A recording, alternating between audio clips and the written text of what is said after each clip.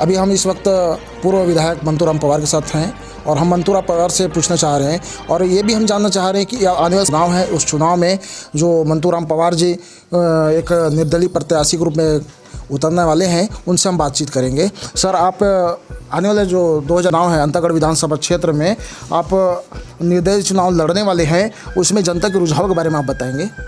देखिए, अंतागढ़ विधानसभा में 2023 में मंतूराम पवार समर्थक दल हमारा गठन हुआ है, जिसकी समीक्षा बैठक में आज आमाबेड़ा में रखा था।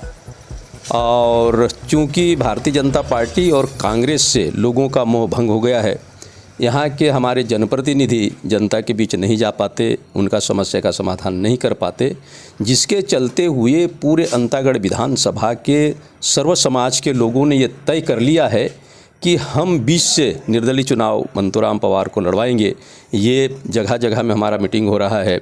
कल बहुत बड़ा कोयलीबेड़ा में मीटिंग हुआ, इसके पहले आमाबेड़ा में मीटिंग हुआ, पखांजूर में मीटिंग हुआ, कांकेर में मीटिंग, माने हर जगह हमारा मीटिंग चल रहा है। और मैं तो कह सकता हूँ आज के दिन में जनता का रुझान सीधा सीधा मंतूराम पवार के पक्ष में है। हमारे सारे कार्यकर्ता चारों तरफ लगे हुए हैं। हमारा कोर कमेटी बन गया, हमारा जोनल कमेटी बन गया, हमारा सेक्टर कमेटी बन गया, बूथ स्तर पर हमारा काम चल रहा है।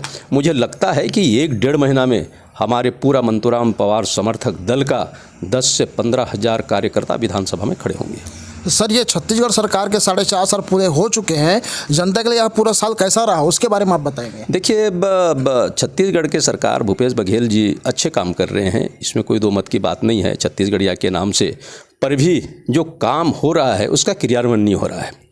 यहाँ के जितने भी जनप्रतिनिधि हों, चाहे विधायक हो चाहे सांसद हो, ये इनके कार्यकर्ता ये वो कार्य को गांव-गांव तक नहीं पहुँच पा रहे हैं और अधिकारी कर्मचारी को आदेश निर्देश नहीं दे पा रहे हैं, जिसके चलते हुए ये जो काम है केवल और केवल कागज़ और कलम पर ही सीमित है। सर, ये आपके अंतागढ़ क्षेत्र में जो आपके कार्यकाल थे, उस क्षेत्र में कितने काम हुए हैं जिसे आप देखकर खुश हैं?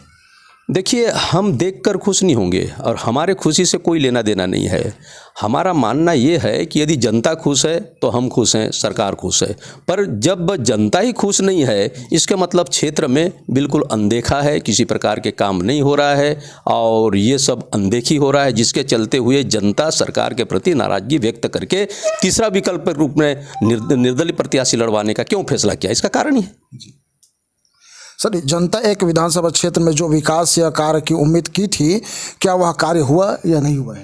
नहीं, देखिए, जनता तो बहुत ज़्यादा उम्मीद करता है और जब भी चुनाव होता है कोई भी पार्टी अपना घोषणा पत्र में बहुत सारे वादा करता है, बहुत सारे यानी कि लोगों को आश्वासन देता है।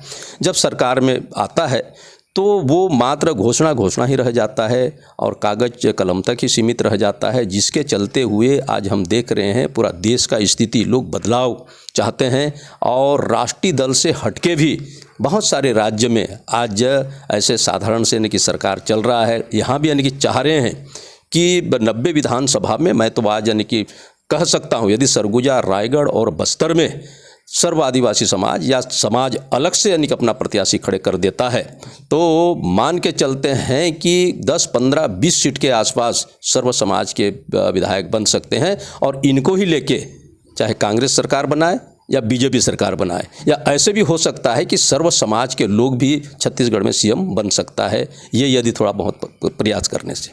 जी सर, एक बार आपका जो सीढ़ीवाल कांड है, उस कांड के बारे में आप कुछ बताएंगे जनता को कि आप आपके बारे में कई प्रकार की गलत धारणा रखते हैं, कई प्रकार सोच रखते हैं, उनको आप क्या कहना चाह रहे हैं?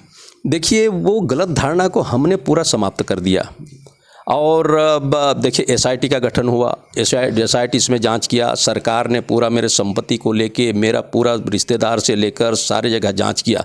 वो एक केवल और केवल राजनीति पॉइंट था। मंतूराम पवार का छवि बहुत यानी कि अच्छा था, मंतूराम पवार को बदनाम करने का कोशिश किया गया। आज भी मंतूराम पवार को कोशिश किया जा रहा है।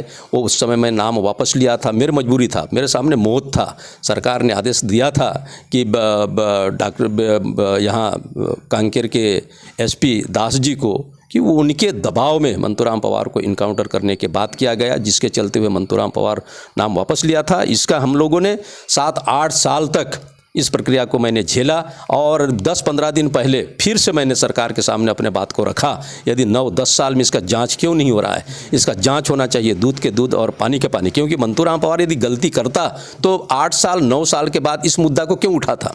इसलिए यानी कि मेरा मानना है कि मंतूराम पवार साफ है, मंतूराम पवार बिल्कुल इसके ऊपर किसी प्रकार के दाग नहीं है, बल्कि ये राजनीति जो उछाल है, राजनीति पॉइंट है जो मंतूराम पवार को उसके छवि को खराब करने के लिए, क्योंकि वो निर्दलीय चुनाव लड़ने वाला है, इसलिए भ्रम फैलाने के लिए मनगणना के मेरे ऊपर आरोप प्रति आरोप पर लगा रहे हैं। इसको मैं सीधा खारिज करता हूँ। दिल्ली में चुनाव लड़ने के लिए तैयार हो गए हैं। मैं टॉप न्यूज़ छत्तीसगढ़ से कैमरामैन वीके सरपे के साथ वीरेंद्र पटेल।